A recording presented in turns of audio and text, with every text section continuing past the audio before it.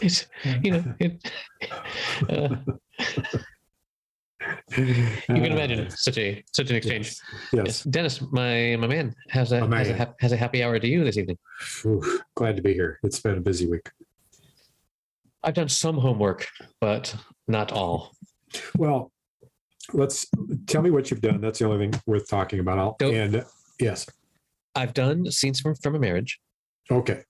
And I've done the All Bodies Can't Be Saints or whatever that movie was. Oh, yeah. That's plenty. I just finished that. And I did some extracurricular work that is a series that you haven't seen, but is super popular at the moment, called Squid Game. Have you heard anyone talking about Squid Game? I have heard about Squid Game, yeah.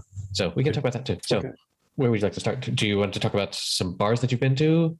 Oh. So I went fishing in Michigan after I got back. Fishing? And I went to the Muskegon River. I think I told you I was going to do this. Yes.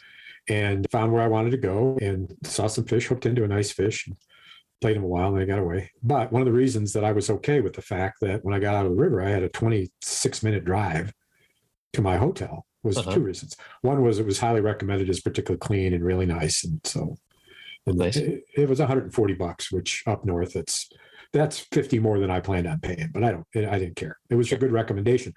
When I checked out, with all the money we're getting in from at patreon.com/happy hour, it's that's right.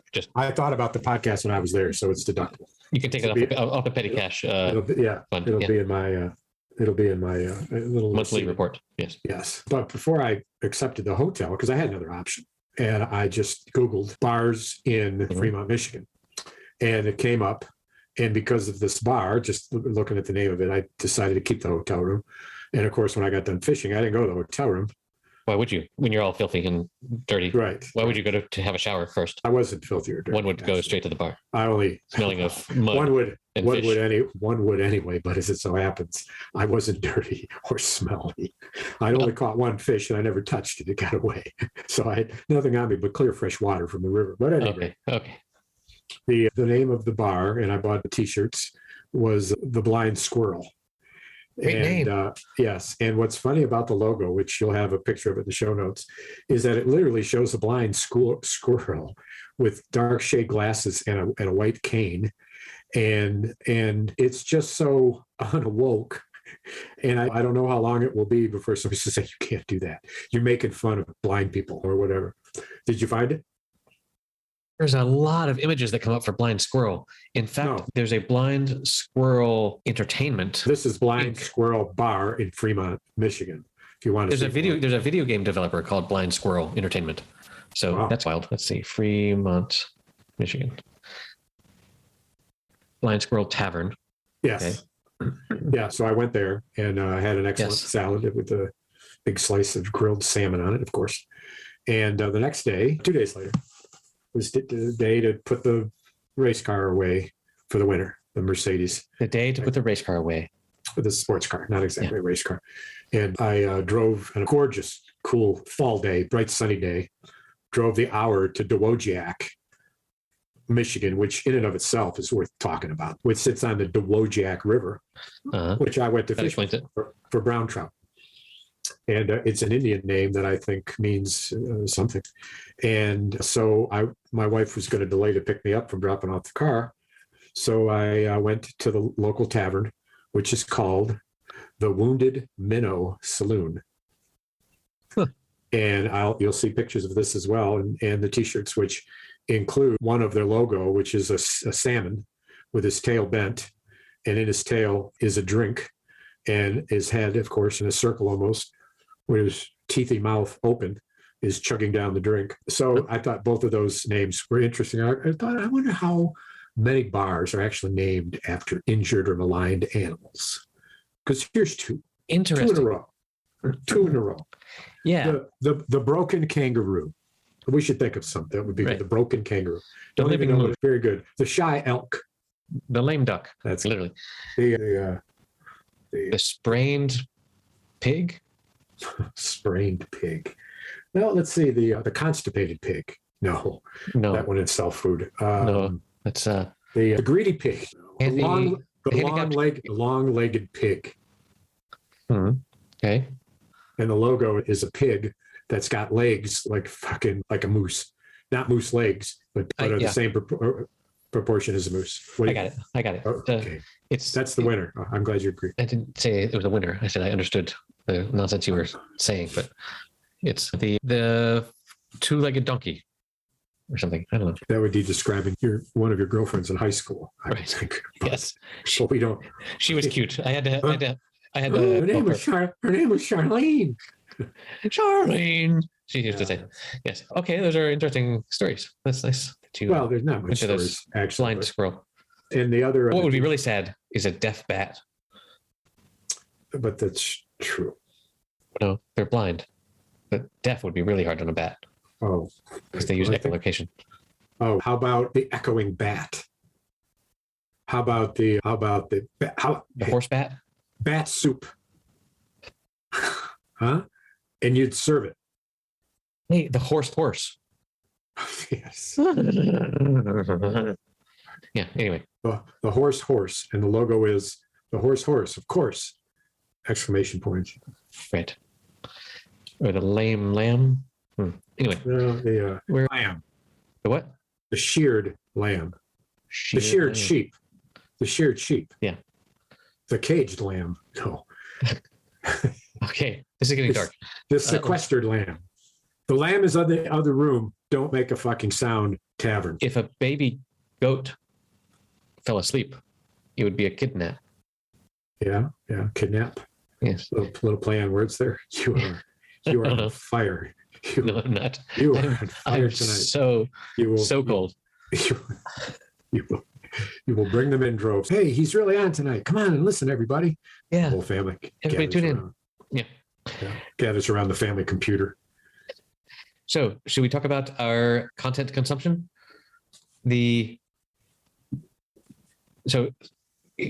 Last time we recorded, my parents were about to leave. They left the morning after we recorded, and they survived their way home, which is great. Took about 24 hours to get home, which is 24-hour journey would kill a 20-year-old. It's hard for the older folk, but they survived.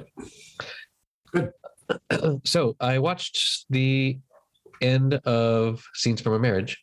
Oh boy.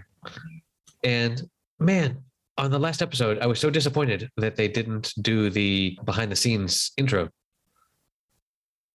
that they normally do. I was like, this is the last one, and they didn't do the behind the scenes intro because they were setting up the behind the scenes outro, which was fantastic and perfect, and I would not have changed a thing. But yeah, it was. So like they skipped forward like 2 years or whatever for the film. 3 years. 3 years. Actually. Yeah. And I was surprised about the ending.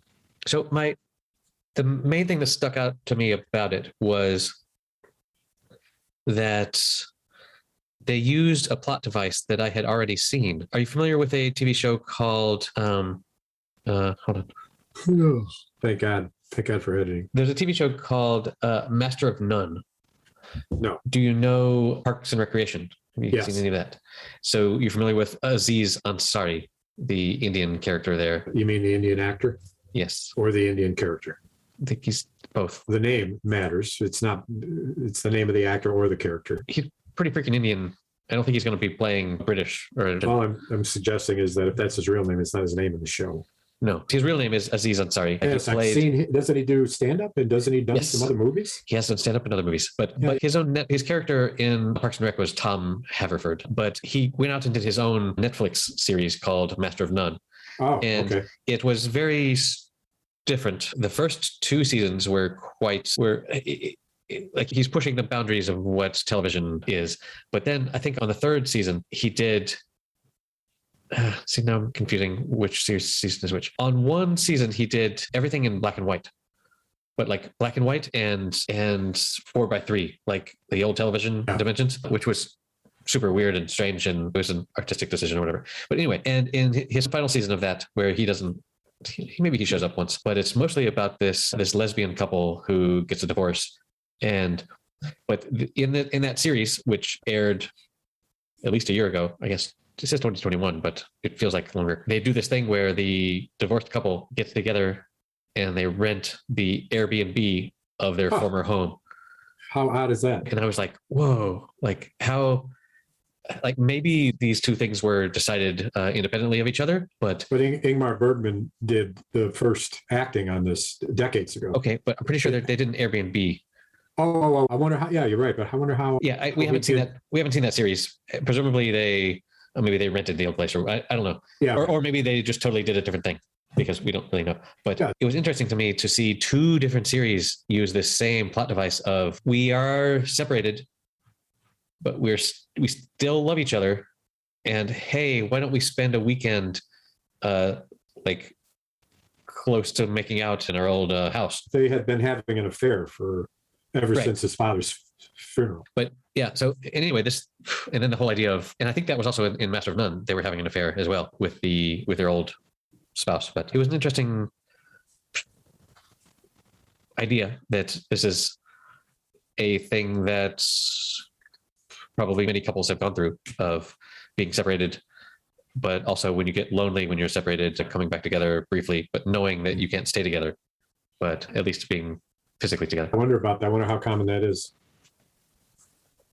I wouldn't know how common it was. I wouldn't say I don't know. It's good. It's an interesting question. I don't know how fucking common it is. I don't know. It's super plausible. Like putting yourself in that position just seems awfully plausible. But yeah, but again. And so, what else struck you about the series all in general? The acting was pretty impeccable. It was basically a 2-person show.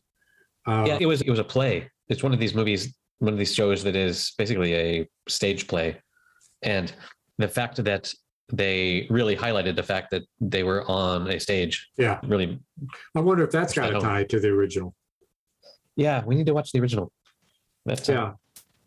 And it was, I think the second from the last episode was so much more powerful than the finale. The finale was almost a bit of a letdown from the standpoint of it took a very gentle turn and a very quiet turn, and it had grown in tumult to the point where it was physical. And that's how the second from the last episode ended. So to pick up from there 3 years later, and here they're having an affair, in the story of how obviously it unfolded at his father's cedar was, I don't know, it wasn't enough for me. I wish they would have acted through that. I wish that's how the final would have started, to include that. But at the end of the day, it was such a deliberate finale to looking at each of their individual characters and less about their relationship. So that his holier than thou, trying to hold himself up for some ideals, is over. Right. He said, I'm overthinking somehow that I'm morally superior. I'm not. And frankly, I don't care. And she said that she just doesn't want to be married to anybody. The long and short of it, of course. I forget how did her lover dump her? He was just like, this is enough or whatever. No, he called and left a message for John that said, was that his name, John? The Oscar Isaac character? Yeah. Not John. Yeah. Jonathan. Yeah. Jonathan. And he left him a message that said, look, I'm at the airport. All this arguing, all this stuff, this isn't for me. So she's still your wife. You're legally married. So look, don't think that I care what's going to happen. And that found her out. Because she had gone there and finally only said something to him about her lover being gone was when she was trying to convince him to move to London. She said, what if we all moved as a family? What if Polly was out of the picture? And this is such bullshit acting. What if that happened when, listen, I got this message from him. You guys are done. You knew it when you came in here. So what is this bullshit? And then that was the same time, I think, how was that juxtaposition to when they had sex on the floor? Around the time, yeah. Wasn't it the same? After, I think, was when he called. But anyway, she ended up to be quite the character. Yeah, they both were just the epitome of good acting, basically. It was so odd to see him in the interviews after the episodes without his beard. So odd. I don't have that feature on my HBO, but he's a good looking dude with a beard, gotta say. He's in Dune too. He plays the father of the lead character, who's played by Timothy Chalamet. Is that his name? Okay. Did you see the first Dune movie? The one that came out just recently? No. No, the first one. Oh, no. I've heard it's the weirdest fucking movie. It's one of the worst movies ever made. It's worth watching the first 15 minutes of it because it's so bad. It's so bad. It's one of those that it's so bad that it's good to see it. Yeah. So, yeah. Oh, I know what else you did for your homework. You saw Ain't Them Bodies Saints. I just finished watching that 15 minutes before we started recording. And first of all, Casey Affleck is by 1,000% the best Affleck. He's so good. And the female protagonist I didn't realize this, she was also the protagonist in Girl with the Dragon Tattoo. Have you seen those movies? Yes. Wait a minute now. I know. Wait a minute now.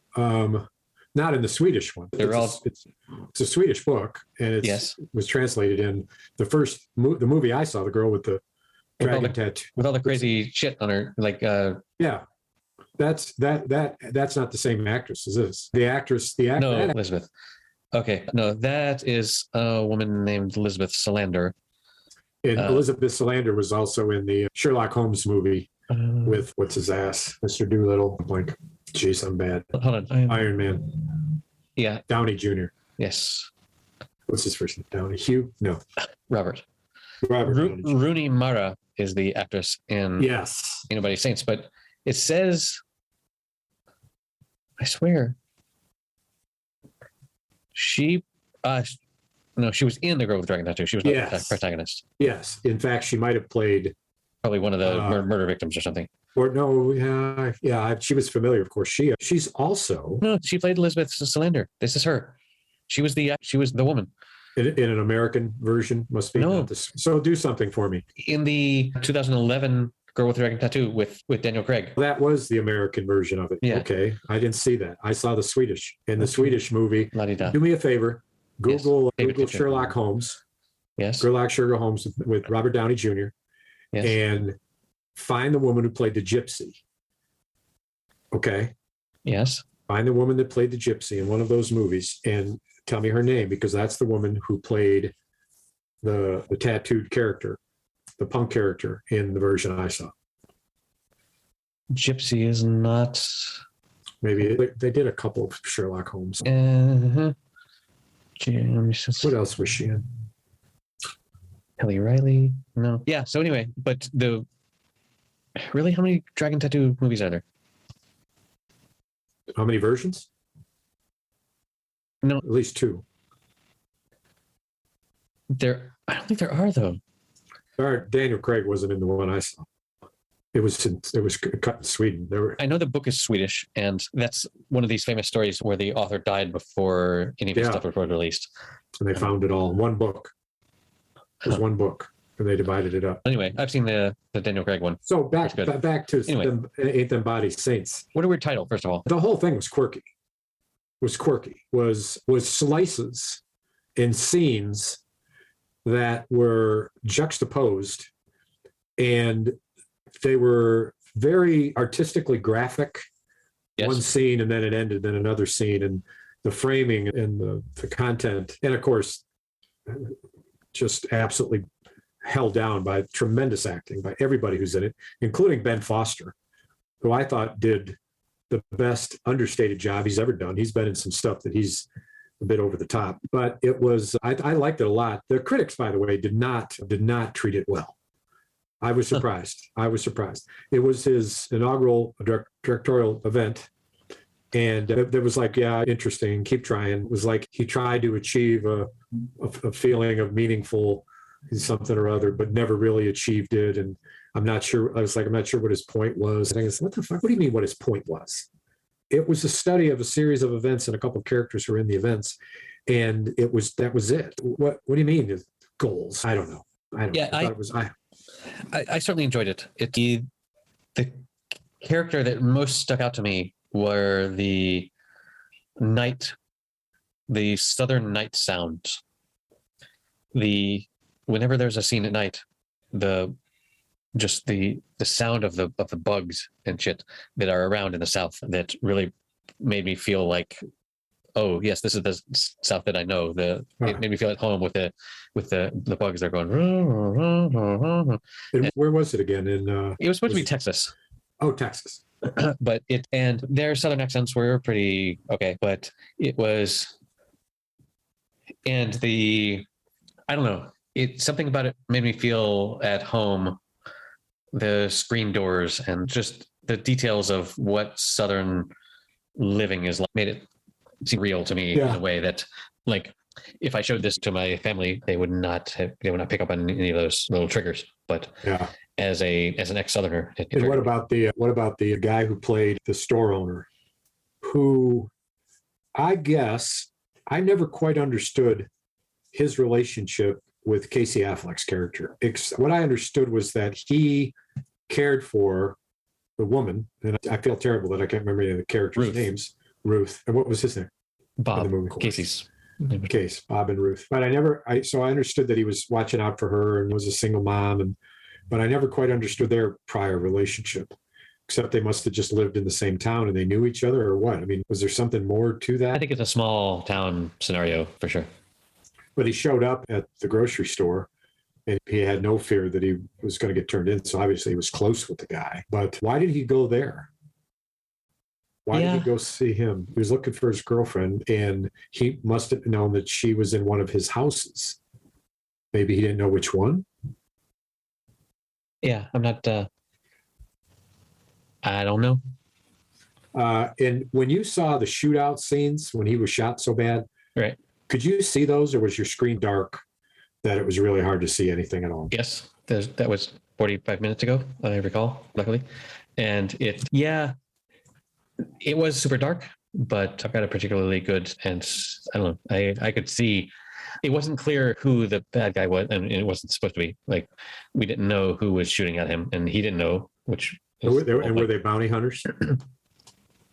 Ultimately, I think that was left unknown, that he... but no other explanation. But yeah, and he went up to the guy when he was able to stand up and got the better of him and said, "Who the hell are you and why are you trying to kill me?"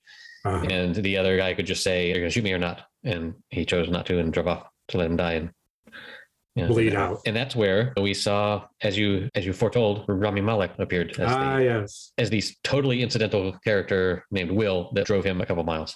Yeah, but that was fun seeing him, and he did a nice job. Hey, did a nice job, and it was a sad ending, totally predictable. True. The whole, like, seeing your child for more or less the first time, or your child seeing you more or less for the first time as you are dying is crazy. Dark. But dark. So goes. I just sent you. You did a connection to Wakefield. We're sticking with Australia, are we, mate? I'm hooked. I was hooked after the first episode. I was hooked. I'll watch it till the end. It was just one of those. I have another HBO show that we need to watch, but I need to put in a couple more hours to make sure that it's worthy. But there's one called, yes, I'll go ahead and tell you. It's called White Lotus. Oh, yeah, it's awful. You've seen a little bit of it? Until I wanted to throw up, and I'll never watch another bit of it. Okay. It's terrible. How many did you see, though? I but barely get through the first one. Okay. Then I jumped in. I jumped in for a subsequent one for a little while. It was terrible. I've heard that yes, your initial reaction of rich white people complaining. No, it was bad acting. Is correct. It was bad acting. Okay. Anyway, I've had at least one recommendation to check that out further, but yeah, I've seen the first episode and what did you think? I was right. Okay. Right. Look, after the first episode, you're either convinced you're going to watch the whole thing or you're not. There's no gray area unless you're just bored of shit and you watch mediocre shit. What you got left to catch up to is Billions. And also, did you ever get caught up with Succession? That's back. Yes, that is back. And I was going to bring that up, that I'm caught up. All my friends are all excited about that coming back. For sure, I watched the whole first season. And I think I watched most of the second season, but I can't be sure that I've finished the second season. But I agree that's a rich white people complaining show, but there's an appropriate amount of nuance there that makes it interesting. The characters are one thing. The actors who play the characters, yet another, of course. And Kieran McCulkin plays one of the oddest characters in television history, as far as I'm concerned, in this series.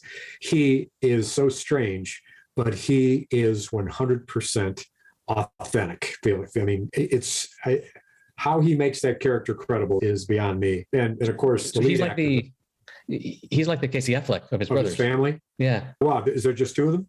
I don't know, but his brother is the I most thought there were famous. three. Well, yeah. No, he's not anymore. No, he's Was. Kieran is now. Yeah. This right. is a hugely successful series. But anyway, so the Billions, you've got to see the finale, but you weren't caught up with that.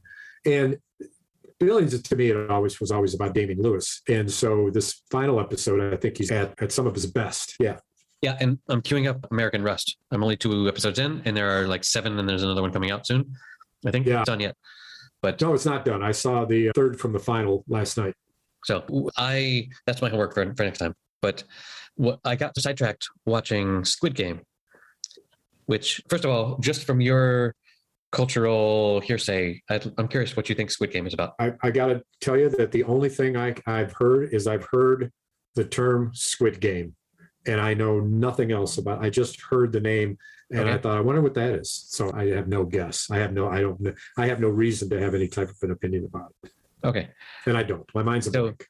It's on Netflix, which for some reason you still don't have. And it's from South Korea. It was made in South Korea. It's South Korean. They're all speaking Korean, but Netflix has both subtitles and overdubbed audio if you choose to do it. And are you familiar with Hunger Games? Did you read or see? Did you read those? Read them all and saw them all. Okay. So it's basically someone goes around finding the most just out of luck, in debt people in society. And they offer them, hey, come play 6 games. If you win all 6 games, you can take away dollars. We'll say it's $10 million or something like that. So I haven't done the math on what it is, but that's more or less what we're talking about. So there are all these people that are like $20,000, $30,000, $50,000 in debt, and they have their mobster people coming to try and collect their debt and trying to break their fingers and blah, blah, blah. That sort of situation, like that sort of life expectancy, like what your life could be like. And so this organization comes and finds these people and says, look, if you would come and play these children's playground games, you can potentially win all this money. If you lose, they don't tell them this at first. If you lose, we will kill you. Oh my God. It's so they don't tell them that at first. Hence the Hunger Games. So like an important detail. But so the first game that they play, where they don't really understand what the stakes really are, is red light, green light, where you're allowed to go towards some line when the person looking says green light, and then when they turn around and say red light, if they catch you moving, then what the players don't know is that as soon as that happens, like there's a sniper who takes them out. And so they realize this. Okay, but right. So exactly, when you're watching this, you're like, holy fuck, what is going on here? And slowly the characters realize, okay, this is really fucked up, and we don't want to do this. We want to leave. But then the organizers of the whole situation allow for, if a majority of the players vote to leave, then the games are suspended and you can all go back home. And I guess episode 2 is this thing where they all vote, and and it comes really close, but they vote to leave, and so they all leave and they go back home. I'm surprised to hear that. I know that I was very surprised by that turn, because by then, do they know if they lose they die? Yes, exactly. By then they know that if they lose they die, and so they all go back to their shitty lives. And then almost all of them come back because they realize my life is shit out here. Right. It can't, I'm going to die in there probably. I'm going to die out here. So why not at least take a chance? Give it a shot. And so it's all this bizarre voluntary sort of Hunger Games scenario. And they play all these children's games where, like they're playing marbles, and whoever loses marbles gets a bullet to the head. And these are all Korean actors? Oh yeah, it's all Korean. All Korean. All Korean. And do you watch the subbed version or the? I watched the overdubbed as well as the subtitle version, which was interesting because they don't always match. It's just a little bit easier on the brain to hear what's being said, but the subtitles try and, like in the subtitles they say, oh damn, and in the overdub they say, oh fuck. The subtitles are from the script, and the overdub is as well, but no, the overdub is from what they actually filmed. And if the actors did any ad-libbing or would say "oh fuck" instead of "oh darn," then No, but that I think wasn't- I think when they said a thing where their mouth moved more damn than fuck, I think the subtitles chose damn. And I think the overdub chose fuck because they didn't give a fuck about they didn't care. about matching the mouth movements, because again, it's a totally different language. But it was, and this happens sometimes with Spanish, because here we get a bunch of stuff overdubbed in Spanish, and English stuff overdubbed in Spanish, and oftentimes they will use the same term, they will say the same thing but in other words, which I find interesting. Like they couldn't just use the same words. But anyway, it was.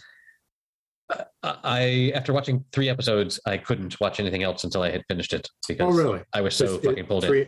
3 out of 3 or 3 out of 7 or 9, I think. Oh wow, game, huh? But okay, I couldn't.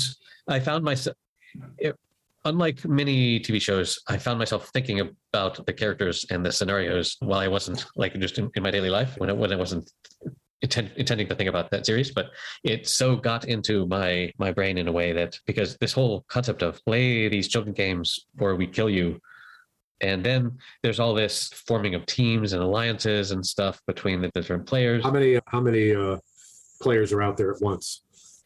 Okay, so a game consists of how many people? They started with 456. What?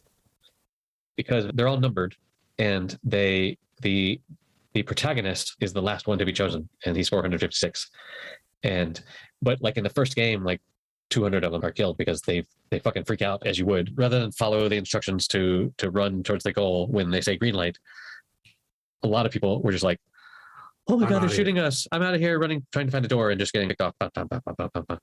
But, and again, it's this, in the way I described, remember I talked to you about a TV show that involved like comic book nerds, and all the violence was headshot violence. So there's not a lot of suffering. It's just someone gets a bullet to the head and they fall down. It's stormtrooper violence. Like with stormtroopers, they get shot once and they fall down. And you don't have to worry about teaching your 5-year-old that this is actually, that person probably had a family and there's a widow involved. It's none of this. It's just, there's no writhing on the ground, breathing your last breath sort of stuff. It's just you get shot and you're down, and that sort of violence, which is for kids. I think they can understand that. I wouldn't mind if my kids watched this particular show, but it's pretty fucked up in the whole, just in a way that in our normal lives, our decisions aren't all about sitting down with someone and talking and understanding that one of us is going to die today and the other one might not. And so, as thankfully, this podcast is not built on that premise. If it were, you would have a reason to be nervous. Podcasting. Yes. Deathcast. Yeah, that's what I've been consuming. And let's see, what have I got in stock for? Oh, I've got the second episode of Wakefield this evening. Yes. Which is a lot of fun. And besides that, I'm active with Succession, caught up. And of course, American Rust, only 2 left. And I've got to say that American Rust started out good and is now great. All right. Yeah. That's my plan for the rest of the week. Yeah. You've got plenty to do. So the weather here is very fallish. It's 50-ish. It rained for a couple of days. When I was up north on my fishing trip, the colors were changing. So I saw the beautiful Michigan fall colors on the river. I should send you some pictures of the Muskegon River that I fished. We won't see lots of fish in the pictures, but you'll see the beauty of the river. My phone does a particularly good job with pictures, I think. But they come out at like 16 megabytes. So yeah, good job, phone. Very pixel heavy, I would imagine. Correct? Lots of pixels. Oh man, I am using my monitor. You have a monitor? Yeah. Yes. Remember? Yes, here. Let's check it. What's your sugar level? 133. Okay. Sugar daddy. That'll change as I drink my second beer. Blood sugar level. Have we ever talked about Allegheny State Park and my family trips there in Pennsylvania, New York, upstate New York area, Western New York? If we did, I forgot about it. We're renting a bunch of cabins. We're renting 7 cabins, each cabin with a family of family members. Family members. Yeah. So my daughter and her husband and their kids. Yes. In one. My daughter and her fiance and another one. So two of my brothers are coming as well, each of them renting a cabin. And so it'll be quite fun. When is this happening? 4th of July. Okay, so not next week. And I did book a trip to Johnny Walker Red. Uh-huh. I had some of that. That's what I had I ended up drinking. Then Johnny Walker wrote. Johnny Walker Black is what I had in front of me the other day. Yeah. But I ended up going with a beer instead. So Allegheny, and plus we are going to Topsail, North Carolina. We are going to Topsail for my birthday. Very Just nice. 4 of us. I don't know if you remember somebody called DC Dennis back in the day. Vaguely. Okay. Danny's friend from Eastern. Where did he go to school? EC. Eastern Carolina. Oh, okay. ECU, Eastern Carolina University. Okay. Wilmington, I think. In Wilmington? That's where that is? Okay. All right. Yeah. So just a weekend on the beach. I don't plan on taking golf clubs. I don't plan on taking fishing stuff. I don't plan on doing anything. It's just a long weekend. Good harps. And with only 4 guys, none of whom are musicians, except for me. If you can call a harmonica player a musician. So that will be a lot of that. I think He's going to be there drinking. Yeah. And there's not enough to play cards. You can play 4-card poker. Left, right, center. Left, right, center. Was that the thing we played? Yeah. What was the crazy? You got three dice. One and on the dice, each side of the dice has either a L for left, R for right, a C for center, or a dot. When you roll 3 dice, you start out with 3 quarters in front of you, and you get 3 dice because you have 3 quarters. You throw the dice, and then you do what the dice tell you. So if the dice come up L, R, dot, you slide a quarter to the left, you slide a quarter to the right, and a dot is neutral, so you keep it 1. You keep going around and around. Suddenly, someone rolls a C, which means center. So instead of giving the quarter to somebody, they put it in the center.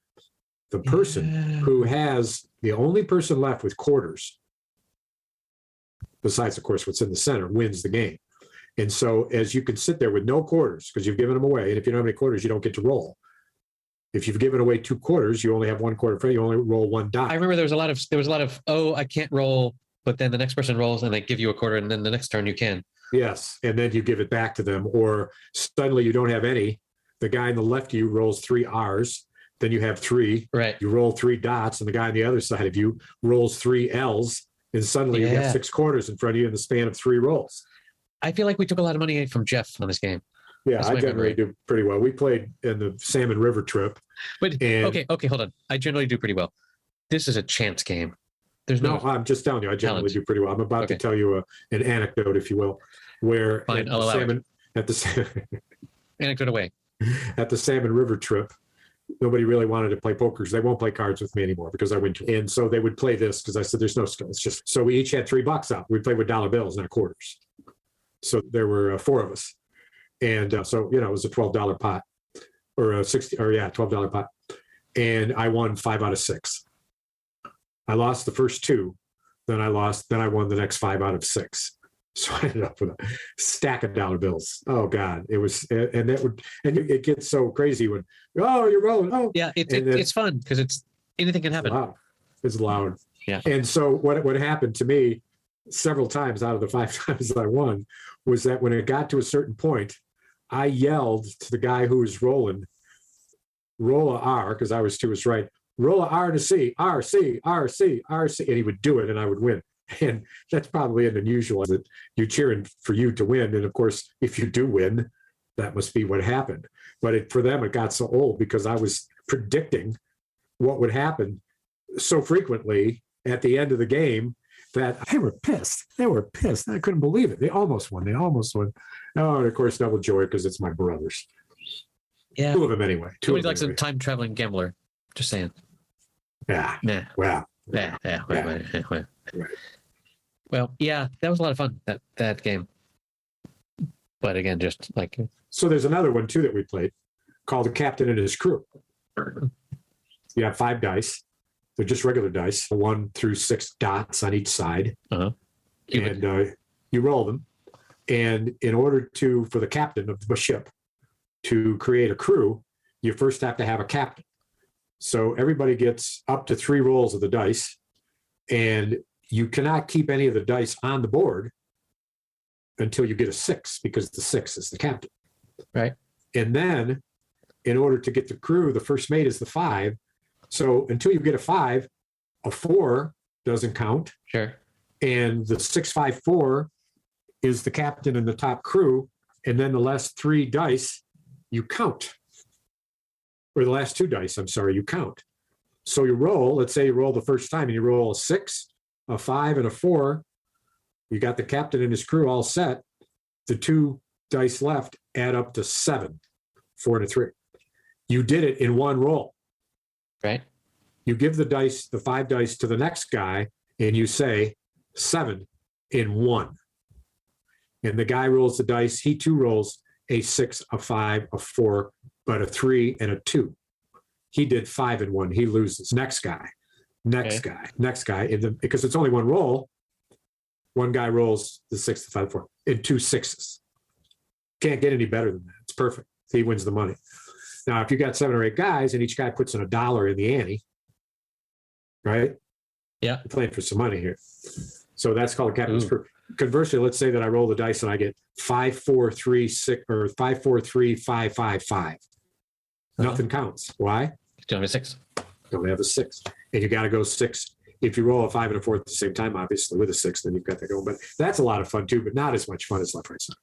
Yeah, I'm fascinated by all the different dice games that humans can come up with across the world. Like, oh God, they've found dice from 5,000 years ago where they were literally cubic dice with 1, 2, 3, 4, 5, 6 on them. Right. And they were all playing a different game. They had made up their own game.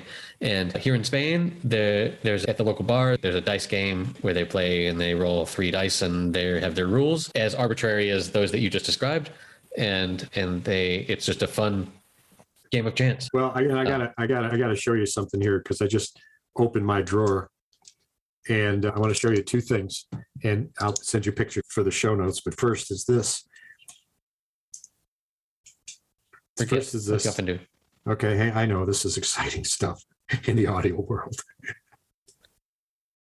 Okay. See it? All right. There's a dice that say this. LRC, left, right, and center. And there's a big stack of dollars that you won. Big roll.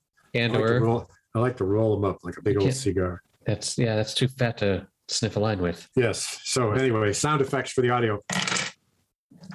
Oh yeah. 6. Oh, look what I rolled. Unbelievable. Again. 6, 5, 4, 6. First Again. roll. Anyway, that was a lot of fun playing that. It was a lot of fun winning, and I tried to get everybody to play again, and for some reason they won it. It's ridiculous. Just because I won the first one doesn't mean I'm going to win the second time. Humans aren't rational with those things. No, they're not indeed. They're not indeed. But next time, if you could cheat in such a way that you lost the first couple times, then you'd have more hours of play available to you. By not cheating and winning. You can't cheat. Well, it's impossible. You throw the dice, they say what they say. How would you cheat? I don't know. That's up to you to figure out. Put some spit on the bottom of the C dice so that you put more in the middle. I don't know. You didn't think that through very well. I didn't. I know this stuff just comes to you on the fly in this unreal world. I'm reading from my transcript for this podcast. So I don't know. This is what our producer wrote for us. It's for me to say right now. Right. A producer doesn't write shit. It's just what she wanted you to say. Oh, what did I see? What was the name of the new movie? Oh my God, there's a new Wes Anderson movie called, with, of course, the cast of characters, Owen, Murray, Norton. I think we've talked about this before. Jason Schwartzman. The name of it is a French publication called Yes. And yes. And then there's another one called Antler. The director was won the Academy Award for Pan, Giamotto. Hold on. The one you're thinking of is called The French Dispatch. Yes, I saw the making of it last night. And that is starring like Benicio del Toro, Tilda Swinton, Frances McDormand. Benicio del Toro plays a guy who is a murderer, a serial killer, who, when he was young, was known as one of the most gifted artistic prodigies of his era. But as his life turns out, he becomes a serial killer and then is in prison for life and is still painting while he's in prison. And he is then represented by an agent who is played by Adrian Brody, right? Who won an Academy Award for Best Actor for The Pianist. and you haven't seen much of him by way of high drama since, frankly. I'm not a big fan of Adrian Brody, but he's famous in Spain because he like married the prettiest Spanish actress, the Spanish magazines. The Pianist was extraordinary, and nothing I've seen him in since has been. But I like the character he plays here. But what you like about watching the making of is the other woman who's in it is, oh shit, she was in Angels. Wait, hold on. Are we talking about the French Dispatch or the Pianist? Yes, French Dispatch. Frances McDormand? Okay. Swinton, Frances McDormand. Oh my God. And in the making of it, they give you a glimpse of each of these characters. This is a series of short stories. This is his dream to do an anthology. And one of the, if I got it right, the clip of the short story that Owen is in is only 3 minutes long. And so you don't necessarily know, because it's about a magazine, it's about the writers and the magazine with Bill Murray as the editor, but the content, the anthology, is different short stories that are in the final. This was released this week. Yes. Yes, and Antlers is the other one, which, oh my God, I was scared watching the freaking trailer. And it's what they're referring to as high graphic horror. I don't know that I want to watch that. Why? Antlers is an upcoming supernatural horror film directed by Scott Cooper. It follows a school teacher and her police officer brother in a small Oregon town where they become convinced one of her students is harboring a supernatural creature. And that's Carrie Russell, Jesse Plemons, Jeremy T. Thomas, Graham Greene, Scott Hayes, Rory Cochrane. This is Carrie Russell's first horror film. And look at the producer. The executive producer is the famous Spanish director. Guillermo del Toro. Who's Mexican, actually, not Spanish. Oh, he's Mexican? Yeah. He got an Academy Award for Pan, right? I think so, yeah. I mix the Del Toros up. The Guillermo and the... Well, yeah, I saw the making of these two movies back to back.